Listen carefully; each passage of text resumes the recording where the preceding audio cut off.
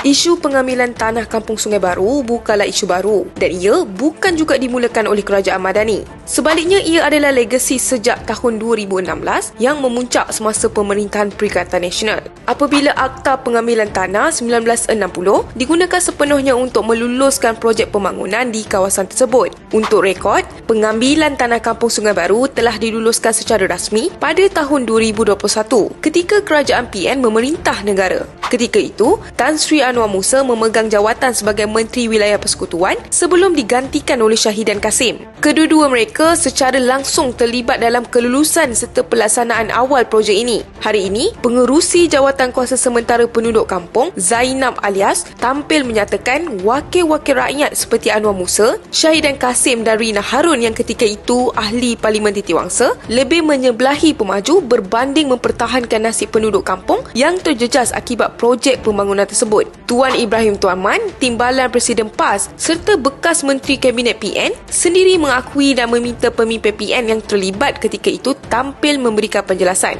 Nampak tak? Setelah hilang kuasa, mengapa baru kini pemimpin PN mula bersuara mahu membela rakyat? Tuan Ibrahim sendiri berada dalam kerajaan ketika keputusan ini diluluskan. Tetapi ketika itu, tiada sebarang kenyataan atau bantahan dibuat. Sekarang, selepas kerajaan bertukar tangan, barulah mahu tunjuk kononnya prihatin dengan nasib rakyat. Malah Rafidah Ibrahim yang kononnya membela nasib orang Melayu di kampung tersebut, mengapa tidak mendedahkan peranan pemimpin PN yang meluluskan projek tersebut? Adakah kerana dia jurucakap tidak rasmi PN dibayar untuk menyalahkan Kerajaan Madani dan Perdana Menteri dalam isu Kampung Sungai Baru ini? Sedangkan Kerajaan Madani lah yang telah menyelesaikan sebahagian besar isu pampasan di Kampung Sungai Baru, termasuk 13 permohonan dari pemilik unit flat dan 62 permohonan dari pemilik lot teres. Bagi unit flat, 11 pemohon mendapat bayaran tambahan antara RM18,000 hingga RM24,000 seunit melalui perintah penyelesaian luar mahkamah. Sementara itu bagi lot teres, satu permohonan telah dibicarakan pada Mei lalu dengan mahkamah memutuskan bayaran pampasan tambahan sebanyak RM69,000 iaitu kira-kira 8% daripada nilai hartanah yang dianggarkan RM874,000. Bagi baki 61 pemohon lagi yang masih belum menerima pampasan tambahan, proses mereka kini sedang ditangani oleh Jabatan Peguam Negara. Senang cerita, semua ini berpunca daripada pemimpin PN. Mereka tidak boleh lepas tangan daripada isu Kampung Sungai Baru ini. Mereka yang meluluskan, mereka yang menyokong pemaju dan mereka yang membiarkan penduduk kampung terpinggir semasa berkuasa.